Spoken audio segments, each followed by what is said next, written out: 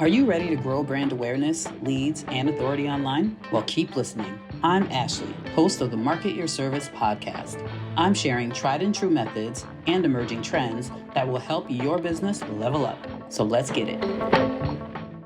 Thanks for being here today. Today is our inaugural interview episode. In this interview series, we'll talk to amazing service providers and learn what we can do to better market our service businesses. Today's guest is Kierra Jones of Kierra Jones International. She is the Shine strategist, and she helps you refine your messaging and sell your services with purpose and for profit. So thank you so much, Kierra, for joining us on this first episode of the interview series, and I am looking forward to our conversation, girl.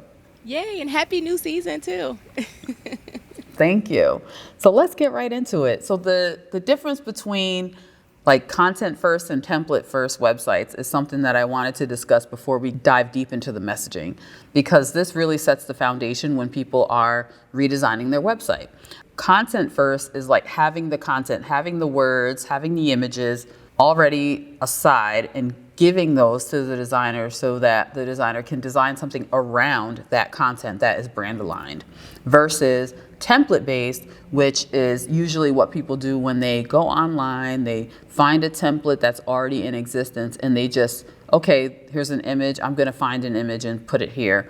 Here's an about me section, I'm going to write a little something about me in that section. And they just kind of overwrite the template, and it still feels templated. It still feels like everybody else who's used that same website template. What we do is we prefer to have that content first situation so that everything is brand aligned, it looks unique, and it's also an opportunity for us to get more creative as the designer and developer to ensure that the website has the greatest success when it comes to brand alignment and attracting the right customers. So on our end, it's very important, but I'd love to have you share your tips on nailing the messaging portion of it, because that is really the start of the whole process. It's one of the most important things to get started with before you even try to redesign your website, right? So Looking forward to hearing what you have to share with us about that. Yeah, thank you. And thank you again for having me. You know, you are so amazing at helping business owners amplify their digital presence. And when we say there, it's just that, right? It has to be yours. It has to be true to you. And so the fact that you have that as a core pillar of your work is so beautiful, because there could be some, designers and website builders and creators and experts who go to the easy route, right? They're like, oh, just send me this and I'll just plug and play it here. So I love that that's very important for you and for your customers and the clients that you work with. So when it comes to messaging, I just like to first just kind of talk about the difference between content and messaging, because I feel like they get confused. And so they support one another. And that's why I think people, confuse them. But your content, right? It's what your clients and your community are going to see from you. The messaging goes into the content that then gets distributed out, whether it's going on your website as your copy, whether it's your content for social media, whether it's your, copy for video scripts and things like that. But the messaging is the foundation of it. And so when I see people skip the messaging and go right to, well, everybody tells me I need to show up, be visible, just have a website, just do this and that. And I'm like, listen, those things are amazing. They're great. They're going to help you grow for sure and scale. But you can't scale from nothing. Like I always say, you can't scale from zero. So if you don't have that foundation of the message there, and not just any message, very much like you talk about, it's not just any website or just getting any template. So don't just get a messaging template so you sound like 3 other people or 300 other people that also bought that same template. Make sure that you have personalized messaging that's tailored to you. Your story is different. Ashley has a journey. Kierra has a journey. They're both different. They're both beautiful and powerful and amazing, but they're both different and unique. And so we want to make sure that we're highlighting that inside of your messaging, from your personal brand story to what it is you actually do, who you talk to, who you help, etc. So definitely making sure you have the messaging is a super, super amazing foundational point. And then it makes your job so much easier.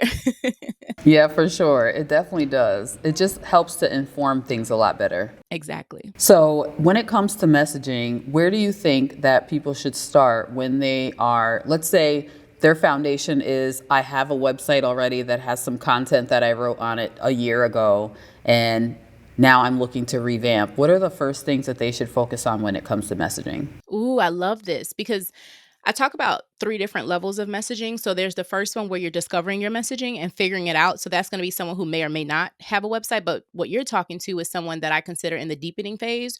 So, hey, I've been in business for a year. I've had my website for a year. I've been doing this thing. And so now I'm looking to grow into the next phase, which is dominating my message. So the deepening phase of the messaging is where I love to play.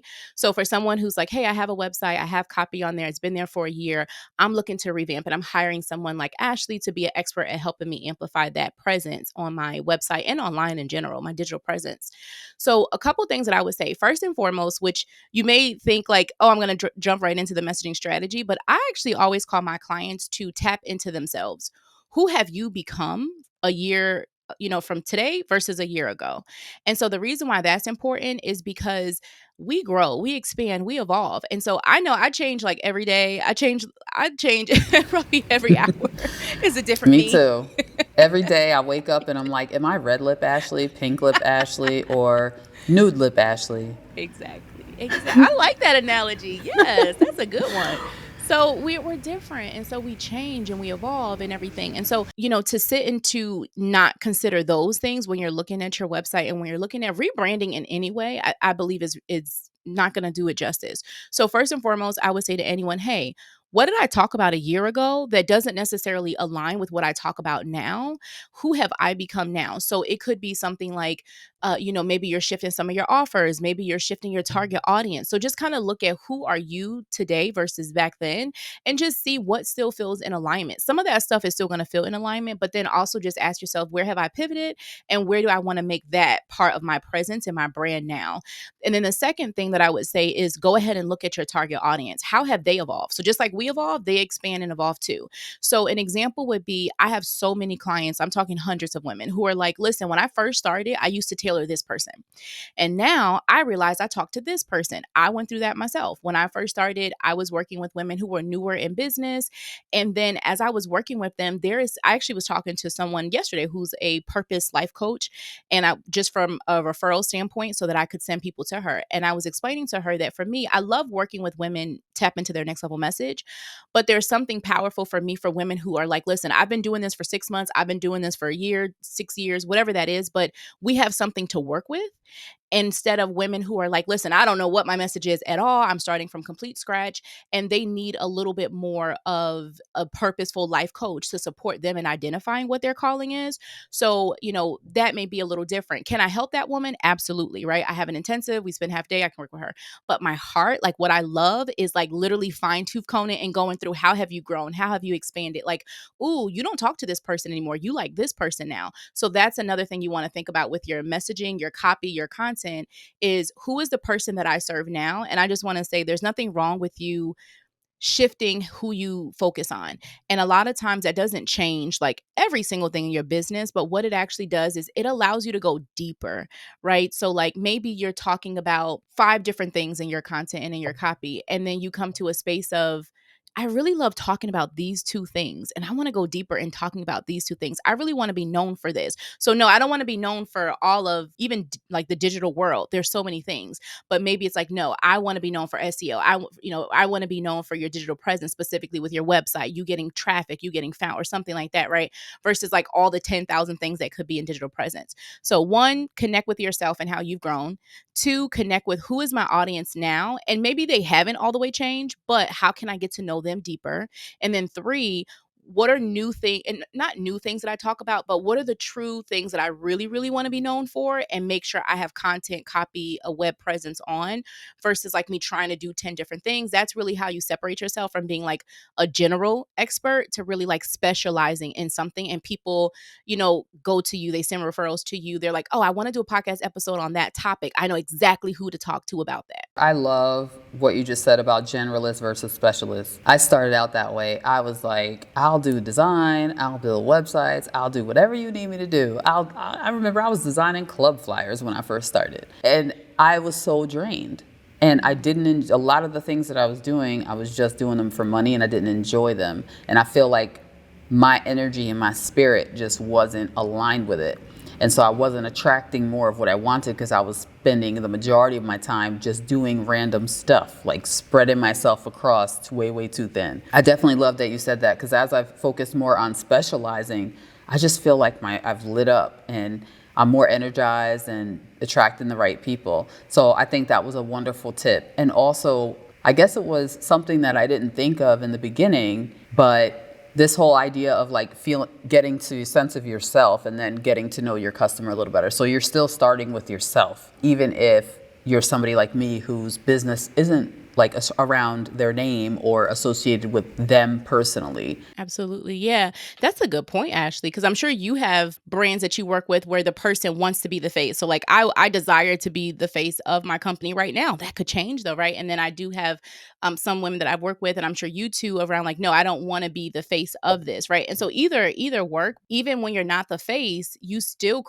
are creating a lot of this from you, you know? And so, yeah, you still do have to consider parts of you for sure, and obviously prioritizing to who that client is and who you're talking to and catering to them as well. So like definitely like an art and a science of balancing the two. But I know for me, I tend to work with more like heart-centered women, like purpose-driven women, which I know you are all the way, right? And so we love our work so much, whether we're the face of the brand or not. It's still so much like tied to us. And so for me, I have found it to be easier to make sure that I'm in alignment with what I'm talking about and what I'm teaching. That way you don't have like a lot of women go into this like place of like imposter energy where they like, oh, should I be online talking about that thing? Well, it's a part of who you are. So you're not faking Yep. anything. This is a part of who you are. And so that's why I like to make sure that we've reconnected everything back to the person so that we make sure you are in like your deepest element, not even from a purpose, not just from a purpose standpoint, but also from a standpoint of like you are feeling, like you said, energized, aligned, all the things. And really quick, I just wanted to make a comment on something that you were talking about with like we spread ourselves too thin and we take on all the clients. I just wanted to bring up scarcity. And so it's so beautiful to see like myself and see you, we've evolved from that space of like, I don't just take anybody. I want aligned clients. I want aligned projects. I want aligned offers. And, I always say, not any money, aligned money. So just being in a space where we understand there's no limitation here. I feel like, anytime where we're like, I take anybody and I don't care where you are and I'll, do the club signs or I'll work with you, person on your, I don't know, messaging for like the most random thing. Like that doesn't excite me. I agree with you about like the energy thing. I want to be excited about your message. I don't need to like go sell it the way you sell it, but I want to be excited that I get to be on your team and helping you amplify your message. And so if I don't really believe in what it is you do and why you do it and all that, if I'm not in it, how am I going to be coaching you? How I'm helping you? Like that's just my truth. Like let's just call in the people where we don't have to fake. We could just be and they could be. And then all of us are able to operate in our highest genius from that space. So we can let go of this like idea that there's some type of limitation, right? Around like, I have to accept all these clients because maybe others won't come. No, accept the ones that you desire. And where your energy goes, your results will flow. Amen to that. As you were talking, I immediately started to think about before when we are in this process of like, we're just trying to go for anything or trying to grow or just, bootstrapping in the early stages of things and not really pinpointed on who we are. We end up doing like, we'll all have 10 offers, we'll be trying to talk to everybody, but really we're talking to nobody. You're right. People say, when you do a job you love, you never work a day in your life. But it's the opposite when that's happening. And I've seen that. Like I'm scrolling on social media and look at what other people are doing and just, being entertained on Instagram. I see it and it's like you can feel it, you can sense it. Even just in an Instagram post, if somebody is just doing whatever or being inauthentic to themselves in some way. I'm so glad that I've come to a point where I've realized coming away from that sort of mentality and moving into something else, like it just feels so much more freeing. And I really do enjoy the work that I'm doing in general. This is for our whole audience here. So I just wanted to see if you want to share one more little tidbit. And then I have 5 questions so that we can get to know Kierra Jones a little bit on the episode before we end it. Yeah, I'll give a little messaging tidbit for those that are listening, something you can go implement right now. So, I want you to take a look at your last piece of content that you put out. It could be a post on Facebook, Instagram, it could be a reel, TikTok, Instagram, wherever you want to take a look, your last YouTube video or podcast episode. Just take a look at it. And I want you to think about your highest level client. Like, who is the client that we're sitting here talking about, like taking on anybody and how we've shifted through that and we've understood the power of aligned clients. So I want you to think about, who is my most aligned client? Like, who is a client that I've worked with in the last 6 months, 12 months, whatever it is, that I have an exercise, I call it clone a client. Literally, like, how do we clone this person? But in short, I'm giving like a 2-second little short version of it. If I could clone them, who are they? Right? I would want 100 of them. I want 1,000 of them. Have them in your heart, have them in your mind, and then go look at that last piece of content. And I want you to see how the two connect. Does that message and that piece of content speak to that person? And if any part of you feels like it doesn't, then you understand, okay, I got some revamping to do. But then also go ahead and take the next step of, all right, what would I tweak here that would literally speak to this person without a shadow of a doubt? So that's a little exercise for you to do, and, giving you some tips to kind of, invite you to amplify your message too. All right, wonderful. Thank you. I really appreciated this conversation. You got to come back. You definitely got to come back. We got to talk about Yes. more, because every time we have conversations, they're always just so informative and fun. This is the next fun part. And so at the end of every episode, I'm going to ask my interviewee 5 questions so we can get to know you a little bit better. So everyone listening in the podcast can know some fun things about you and connect with you. First question: if you were granted 3 wishes, what would they be? Whew, okay, these questions, I'm nervous. All right, 3 wishes. Oh my gosh, only 3? Okay. I wish for an amazing abundance of powerful women surrounding me. That's my wish. Whether it's my YouTube, in my program, that's my wish. Unlimited abundance of women who are incredible and have powerful voices and messages to be heard. Number 2, my wish would be for myself in this healing journey that I am on, because I'm a recovering hustler, recovering go go go. What's the rabbit you put the batteries in? That was my first 4 years in business. Energizer Bunny. Energizer bunny, yeah. I still want my energy, but I'm definitely in this like personal growth space of, in the last like 2-3 years, I feel like God has just been like doing this shedding with me of like letting things go, and it's so interesting. They say like work less but make more. And I'm like, okay, I did that, but like, is that safe? Can I do that? And the last 2 to 3 years has been me learning that yes, you can. So I desire even more rest and ease, but still abundance in my life, and understanding that it's not about how much you work and how much you produce, right? Sometimes it's literally just you being, not just doing. So that is my wish for myself. And then 3, in this next phase of my life, as we step into, my partner and I opening up our life to children and things like that, in short, I'll keep it short, Ashley. My mother was someone who like dedicated her whole life to her children. She was a stay-at-home mom. She's an amazing homemaker. But I didn't witness her live her dreams. I didn't witness her have fun in life, like just with herself. And that's okay, because maybe that was her fun. Maybe that was her desire. But for me, I like a balance, right? I want my family. I want to have this beautiful presence in my home, but I also really love the work that I do. And so my third wish for me is just having this level of harmony between all the pieces of me that matter, my family, as well as, my work. And does that mean maybe my work, I cut back on work a little bit, maybe. But again, still being able to have that abundance financially, but also from a fulfilling standpoint. I never want to sacrifice that. So those are my wishes. I went kind of deep, but those are my honest wishes right now. Thank you so much for sharing that. Okay, so what is one thing people are surprised to learn about you? That as energetic as I am actually really reserved when I come into my space to recharge at home. Hey, nothing wrong with that. We got to find balance, right? Who's made the greatest impact in your business so far? Me. What Snoop Dogg say, I like to thank me. That's my greatest impact. I expand, I evolve, I change. And me being open to that has, I believe, really saved me and guided me. Beautiful, beautiful. And I agree with you on that. When I think about this question, I thought of the same Snoop Dogg. I'd like to thank me. Yep. And then finally, if you don't mind sharing a favorite book recommendation for us.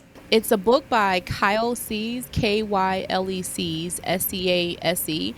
Do not come for me in the comments. I believe it's called The Psychology of Money, or The Real Psychology of Money. Go Google it. I've read it a couple times. It changed, like back in 2019, since then, it literally changed how I looked at money and thought about money, and it connects money with like fulfillment and just purpose. And I loved it. So check that out.